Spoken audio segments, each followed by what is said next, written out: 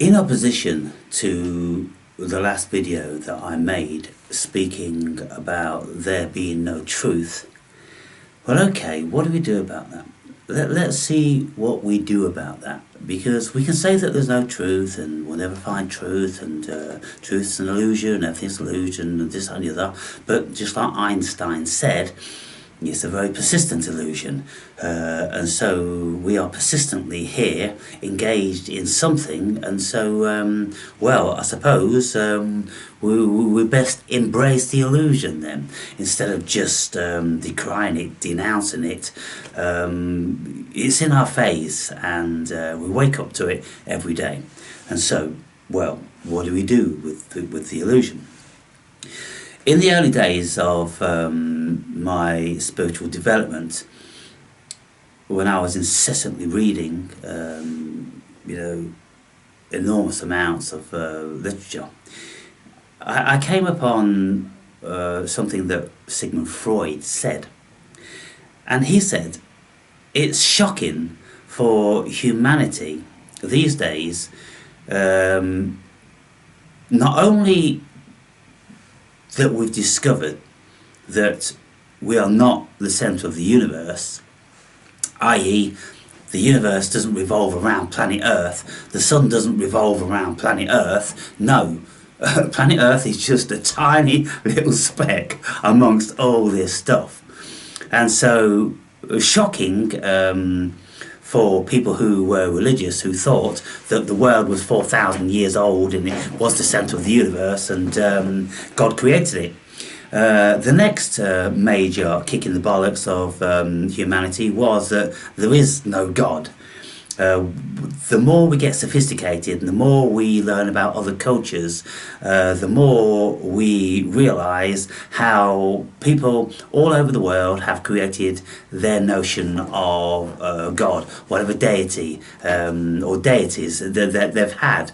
And of course there has been thousands. So it will be reasonable to assume that we can't all be right, otherwise there'll be like thousands of gods. Maybe we all have a god, maybe it is something like that. Maybe, there's just so much we don't know about it. But assuming that, from some sort of biblical perspective or Quranic perspective, that there's one overlord and that's the only one, that's the true one, well, we know that not to be true. So, kicking the bollocks number 2. Number 3, which was Freud's department, which he told the world, was that not only are we not the centre of the universe, not only is our daddy in the sky not a real thing, but also we as human beings are not even master in our own houses. That's to say that the ego thinks that it is the boss, the king, sitting on the throne of the human being. Well, by the time you look into human psychology just a little bit, you'll realise that the ego is just a fiction, the same as Daddy in the sky, and just the same as that the Earth was the centre of the universe. And so man has had, many deflations, and in recent times then what else have we to be deflated about? Well, that we can no longer trust our politicians in any shape or form. They absolutely do not have our best interest at heart. They conflate and create a complete fabrication using their tools, which they own, which is the media. And so we've realised that, my God, the human being is in actual fact just little more than a farmed creature, and we are actually having our energy extracted. So there is a lot of truth when we read certain text from the Gnostics, and we listen about demiurges and archons, and how these nefarious creatures feed on our negative energy, otherwise known as loosh. And so it is a given that the whole world is designed to create a constant sort of this loosh. You see, when we look as human beings, rational beings, we go, look, why can't we get it together? Why can't we, see eye to eye and stop killing each other and stop causing each other so much distress? But when you look into it deeply, you will find the reasons that the powers that be absolutely do not want us to live in harmony, because it appears that there are certain interdimensional beings on the earth which have struck up some sort of a deal with certain people who they have paid off and bought on a regular basis, and they need feeding. Now, you can look into certain stuff, people, which will tell you that these archonic creatures, the shapeshifters, the hidden hand, much of this stuff what David Icke has spoken about throughout the years, is seemingly very real. And there's many people that have spoken about all this different sort of stuff, and even in real time, there was a woman, and I forget who she was and in what capacity, but she used to work at CERN. And she said, look, these people at CERN, they are opening up portals and they are bringing in interdimensional beings. The interdimensional beings are doing something here. And so, again, then, that sort of thing reiterates what we've heard through many years about the interdimensional beings. And for those who don't want to believe in interdimensional beings, well, ask yourself, do you believe in God? Most of you probably wouldn't believe in God, at least biblical God or Quranic God, but doubtless you would all believe in the devil. So if you believe in the devil, then it stands to reason that you must have an opposite, because you can't have one without the other. So even though you feel comfortable enough to say that you don't believe in God, you wouldn't for certain discount the notion of evil, because unless you are very extraordinary, you would have all suffered evil. You would have all felt evil in here, and with every cell in your body, you feel a certain terror. That's evil, people. When you feel the polar opposite, well, you could say that that's God. And so we find ourselves in a world which is basically a carbon copy of that spoof movie Idiocracy. For those of you who haven't seen it, then I would recommend that you do see it, because it's a direct reflection of what's going on. Idiocracy, it's called. And when you watch the American presidential run, and you see, these puppets that are on the podium, and they're appealing to the complete degenerate idiots, and they're just, talking nonsense, of course, and using buzzwords, and the whole crowd is like, ooh, to whatever nonsense is being espoused. And it's like, oh my God, the most powerful country on the planet, apparently, and that's the product. Oh my God. Well, I would recommend that we all become very poor as nations, because hopefully we'll get the polar opposite happening, which are very intelligent people. And I think this is how it works, people. When people suffer, of course, they have to be more clever, they have to be more resourceful, they have to think a great deal more. And so when you are under pressure, and this is one of the things, incidentally, I discovered when I was living in what I consider to be third world countries, i.e. when I went to Bulgaria, it had only just got into the European Union, it only just emancipated itself from communism. It was a backward nation. It was, let's say, about 100 years back from the Western world, and that's why I loved it in lots of respects, because there was hardly any cars on the road. Most of the people were living rurally, and the cities were empty, and there were hardly any big supermarkets. The big supermarket only just started to come into Bulgaria in about 2006. So those sort of countries, and then going to Africa. I thought African people backward, they don't know anything about anything. But to be fair, people, they were not technologically, but psychologically, the most intelligent people I've ever met. They knew about the human being. They knew about human psyche. They knew how to operate on a survival basis. And there was nothing that I could do which could offset their genius where that was concerned, because they did things that I would never even think of. They pulled strokes on me that I found absolutely unimaginable. Unimaginable because of the great immorality of them, of how could you do that to another human being, that sort of thing. And it wasn't as if they were starving and their life depended on it. No, it's a level of corruption that they've grown up with, and they are absolute masters of it. And so I learnt an enormous amount from my 3 years sojourn in Africa, and I've got a huge pile of diaries over there, and one day I'll start making videos and maybe write a book about that. So when we look at the poor countries, they for sure are the smartest. And what we can see now is all over the world, people, in relation to certain people coming into the countries, they have lived hand to mouth all their lives, and they see our nations completely idiotic, soft to the touch.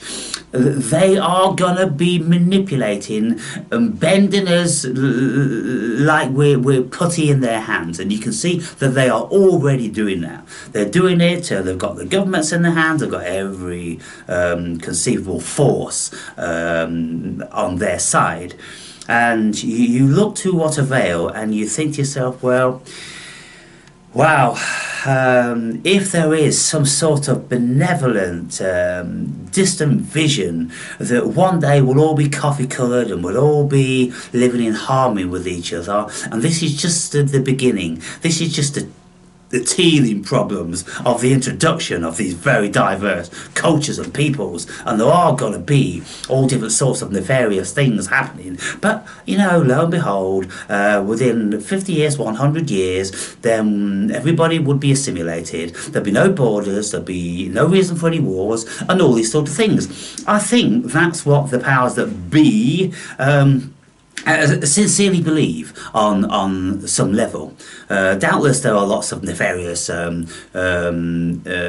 facets, cogs in the machinery that don't believe that, and that they're just exercising their power. That's what they believe in. They love the idea of the power. So lots of people in their ignorance will be thinking that it's just about control, it's just about power. But if you look at it from a benevolent perspective, if you try to find the benevolence in something and open your minds and hearts up to it and give it the benefit of the doubt, then you can see that it could be possible.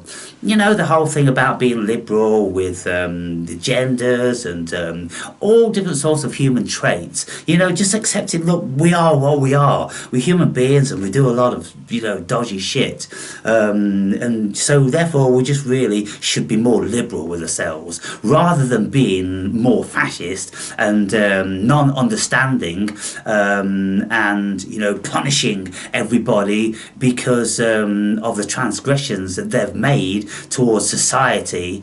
You see, one of the other things, people, which is a major kick in the bollocks, we've had so many in recent times, is the whole notion of there is no free will.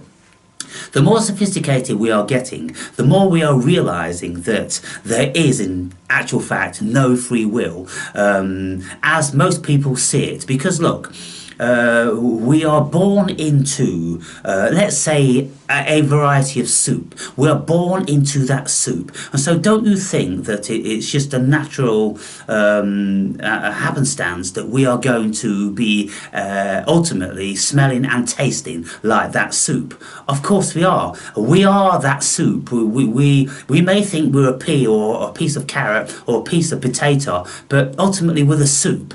And the juice of the carrot has permeated into the potato, and the starch from the potato has permeated into the carrot, and this and the other. So it's all one. And so maybe then these liberalists are thinking, well, look, we're not even actually responsible for our own actions. And this is what Freud said over 100 years ago, people. We're not masters in our own houses. We don't have autonomy. We are completely run and governed by instincts and hormones and chemicals and all this sort of thing. So if somebody murders and rapes and they go to court and get life, well, if you look into their child history and you discover, well, they were raped and beaten and they had no education and their life was a living hell, and they've been drug addicts forever because they've been trying to drown their sorrow and their pain, and then they do something, and then all of a sudden they spend the rest of their life in another living hell. Is it really their fault? Should we not really be more compassionate? And what does that mean if these people are damaged goods and they murder and rape and do other atrocities? Well, should we not protect ourselves from them? Of course we need to protect ourselves from them, but how do we protect ourselves from them? Maybe, we do incarcerate them, but within much more humane realms where they have all the facilities that we do out here in this prison. You know what I'm saying, people? Because it's a prison within a prison. And so maybe the prisons shouldn't be penal centres. They shouldn't be punishing people because they never had free will to abstain from what they did initially. And so, well, just take them out of that variety of society, have them under constant surveillance, but still give them the facilities that most of us have within reason, within the facility of small cities, or towns or whatever. It's just, an idea. It's just a vision, people, of the future. Because if we actually accept that we don't have any free will, then it is barbaric to continue on this same plane, putting people in small cages for the rest of their lives. It's an absolute hideous abomination on our fellow human beings.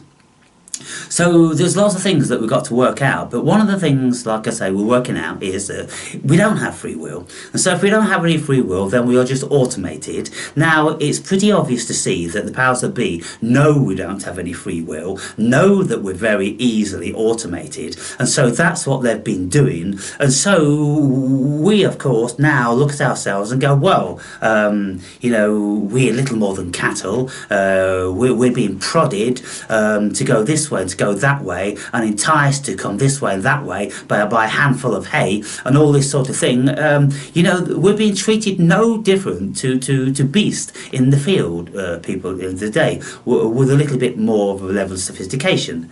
So when we realise that we can't trust our politicians, when we realise that we don't actually have any free will, when we realise that maybe this dimension is in actual fact governed by interdimensional nefarious beings, which feeding on our negative energy, so the powers that be want to keep us in a constant state of negative energy, we go, what the fuck? What the fuck is going on here? With the advent of the internet, people, the world has become a very, very different place. Human psyche is changing astronomically at a very, very exponentially fast rate. And so we are being privy to a great deal of stuff which is unsettling us, because in the old days when things were simple and people believed in a God and they believed mostly in the honesty and integrity of the politicians, then everything was hunky-dory, wasn't it? And what a beautiful utopia that was, when politicians were governed by the people, because the powers that be hadn't become that powerful. But now the powers that be have become astronomically powerful. They own the world and all resources, and so, well, the day of the honest politician with integrity is over. They're all bought and sold on a whole myriad of levels. The human being, the human race is bought and sold on a whole myriad of levels. And if you look around and you look at yourself and you go, well, look, we've got all these tiers going up right to the top. And then when you start looking at people like lawyers, well, they're bought and sold, aren't they? When you look at politicians, bought and sold. When you look at people in the armed forces or police force, bought and sold. They've bought into some sort of an idea of their own self-importance and feeling very, very powerful because they belong to a great power source, and they like that. Lots of people love that shit, don't they?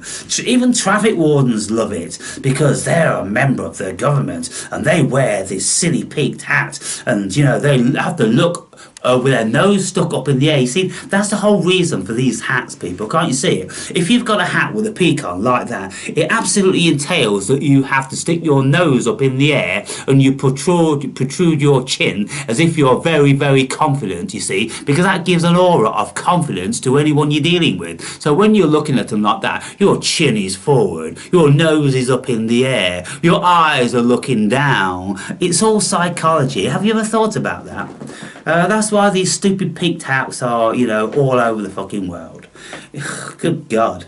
You know, in the old days when the British Bobby used to have these tit heads, you know, which was just like this, well, they weren't anything like as intimidating, weren't they? Were they? You know, in actual fact, they were kind of comical because, you know, we'd all consider that they had, you know, a shiny nipple on a black tit on their head. And so it'd be quite funny. But things have changed now. Things are changing astronomically.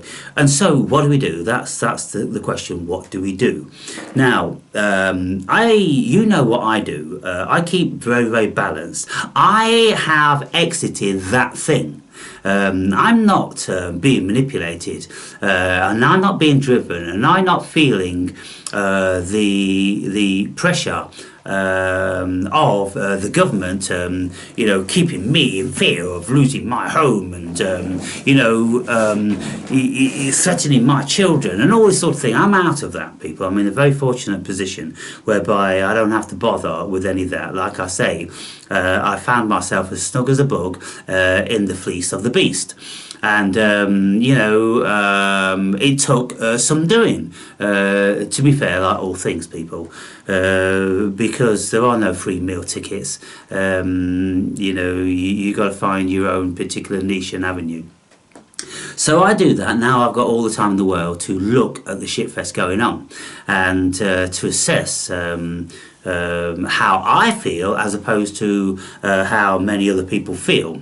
And so I realised that, well, there is a great deal to be said for not having anything too much, like your own home and, you know, your big fancy car and your business and all that. Because when I had all those things, I was a target for the government. And it was incessant when the government would be sending some agent to my business telling me what I need to comply with. All different sorts of rules and regulations, as some of you can imagine, and some of you who own your own business or have owned your own businesses will well be aware of.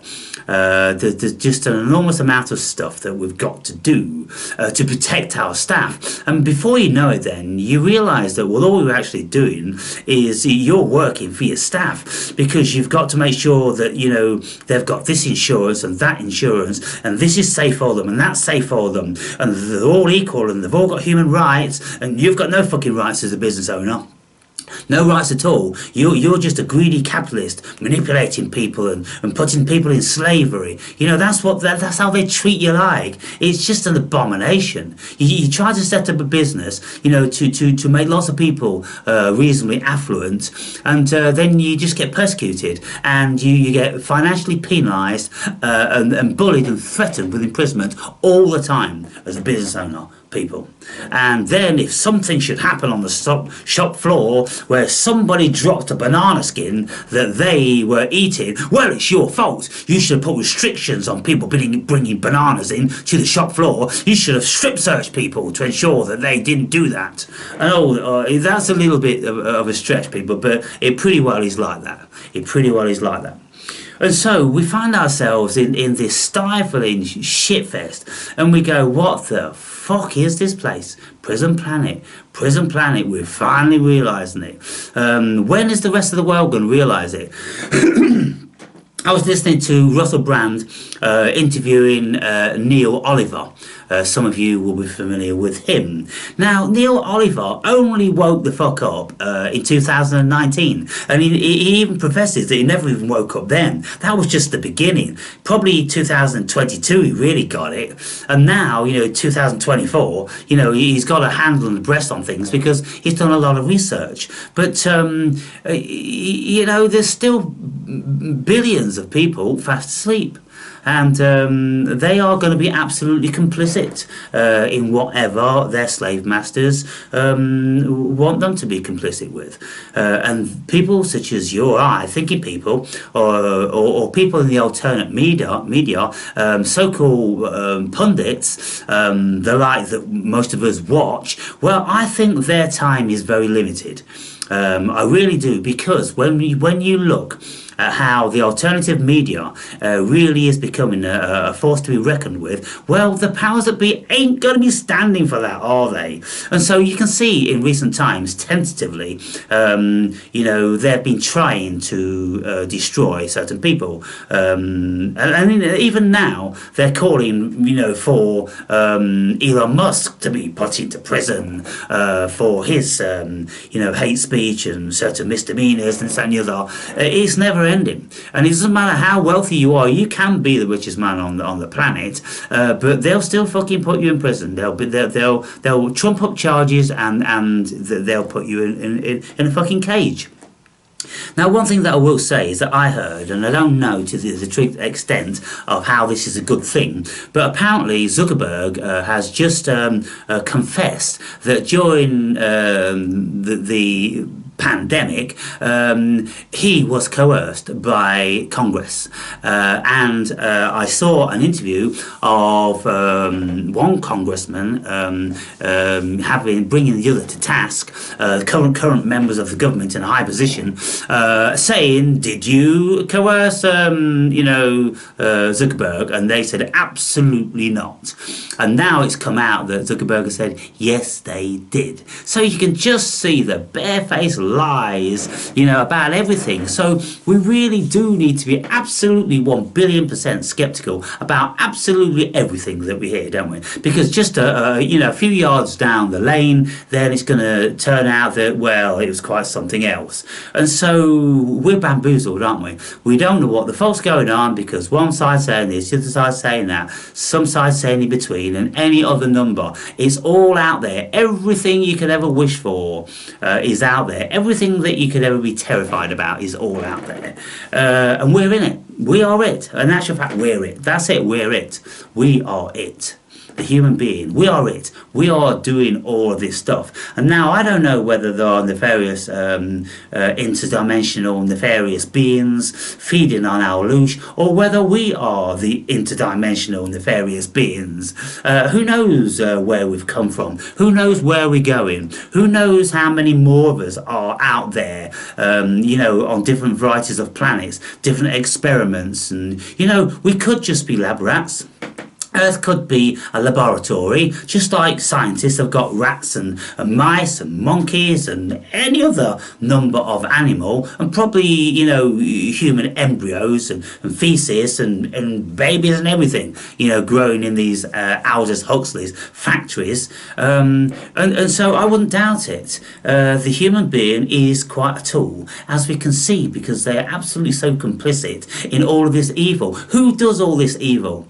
You can't see no interdimensional, nefarious, invisible beings doing it. All I can see is human beings doing it. All I hear about is human beings warmongering, and human beings going off to war, and human beings pretending to be free-thinking politicians, working for the people, and all this sort of thing. That's all I can see. I can just see a festering bag of shit. And I don't really think there's too much to be joyous about with the human being. You know, of course, there's polarities, there are extremes, but in general, people, we just see a bunch of complicit takers who have no regard for anybody else, and they don't want to think about it, and most people can't even think about anything in any depth in any case because they don't have the wherewithal. I mean, you know, this movie Idiocracy, when you look at it, it's very, very bizarre. It's super bizarre because they're like a comical version of the human being. They're like some sort of caricature, like a Muppet caricature, or like a Simpsons caricature of the inherent stupidity of the human being. It's shocking to consider that is the state of the human being now. You know, we can read stuff 2,000, 3,000 years old where people deemed to be extremely intelligent, and then we look around the world now and we're like, where have these people gone? Who are the folks intelligent now? The only people that are intelligent now are those who live in off the virtue of everybody else. All they've done is collated everybody else's information, you know? And it's like, you know, what we're doing generally, you know, reading all the brilliant brains from the past. And now, you know, we are, you know, maybe self-proclaiming that, you know, we've done it all ourselves and we're so smart because of this. But we're not so smart because of that. We're so smart because of this, people. You know, because it's all been written and experienced before us. And so we're all, you know, climbing up on the shoulders of our predecessors and all the people that have been, you know, a genius in their own right that came before us. And so then, you know, you've just got people that get lucky. Lots of people just get lucky. And when you look at people like Gates and Zuckerberg and, you know, people that are born into money, and I don't like Musk, you know, just getting super lucky with one thing that he and his cohorts designed, you know, PayPal, and then selling it for millions, and then all of a sudden, you know, he's on a roll. And when you've got millions, there's always someone that's going to want to loan you more millions, you know, and ride off, you know, whatever you reap. And, you know, if you've got an idea, then all right, they'll fund that. And, you know, this is how it is, people. But from an individual's perspective, well, what do we do? Well, what I do is I ensure, first and foremost, that I'm in tip-top health. I ensure, first and foremost, that also pertains to my mind. So, you know, meditation, excursions in nature, eating well and exercising well, and having hobbies that, you know, take us outside of the crunching of the egoic mind. You know, mind's music. You know, I spend hours a day, you know, singing and playing the guitar, exercising the right side of the brain. And so, you know, we need some sort of artistic thing. And, you know, my daughter has recently found the great benefit of art because she realised that, yeah, she's actually quite a good artist. She just started doodling one day, and it's kind of like, well, that's pretty good. And then I suggest, well, you look on the internet, see, you know, if you can learn more about it. So she does that, and now her and her fiance, you know, they have one evening a week whereby they both do an artist impression, copying something from the internet, and then comparing it with each other and laughing, and they're so engrossed, you know, for 3 or 4 hours, and it's kind of like, wow, that was real fun. And, you know, something positive's coming out of it. And it's kind of like, well, you've actually got a flair, because what you're drawing does actually look like a human being.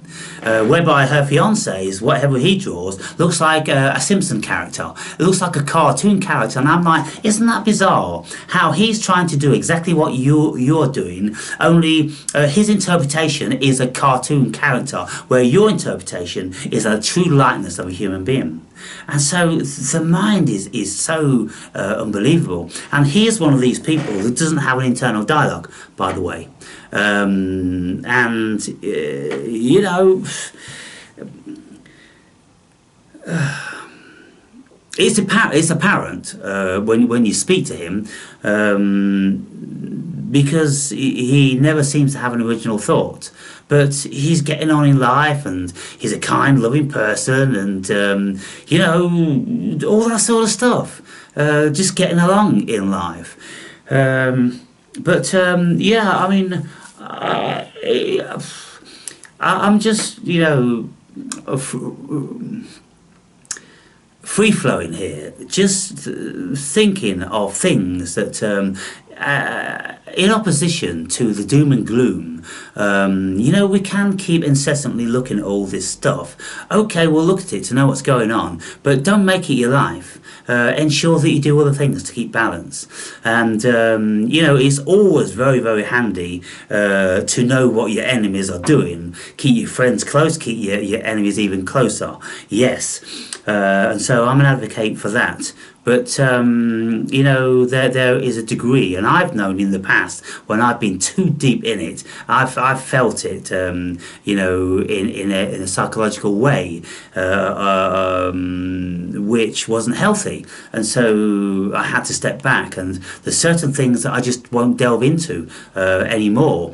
And for instance, one of the things that I spend very little time with is the influx of these people coming in to our country, because that is so vile, that is so potentially, you know, if that doesn't make everybody's blood boil, then the ones who don't have blood boiling are well, they deserve everything they're gonna fucking get. That's all I can say. Fortunately, most of these people that were welcoming them with open arms in their infinite lovability and compassion, well, they're starting to think a little bit rational now that maybe that wasn't such a good idea. Yes, and you're going to discover that in actual fact it was a very, very, very bad idea. That's all to come, people. What do you do? What do you do? Well, you just got to work that one out. You just got to monitor your heart and your mind on a regular basis, and you've got to, you know, move around.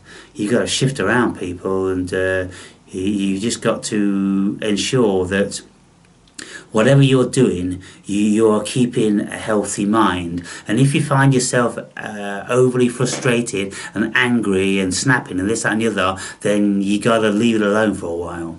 Because it's really getting to you, and that's what they want. They want everybody to be at everyone's throat, and then you go and do something stupid, and then you'll be in prison, not them. You know what I'm saying?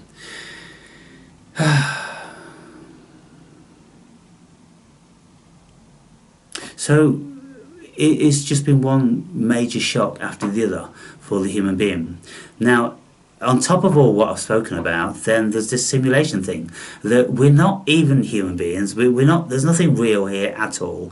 It really is just some sort of very complex computer system which seems to make us think that we are real human beings. And you know, the triply, quadruply scary thing about this is, people, is this: when we look at what Elon Musk's Neuralink is doing, with the fibre octaves in the brain, and so you can connect with the cloud.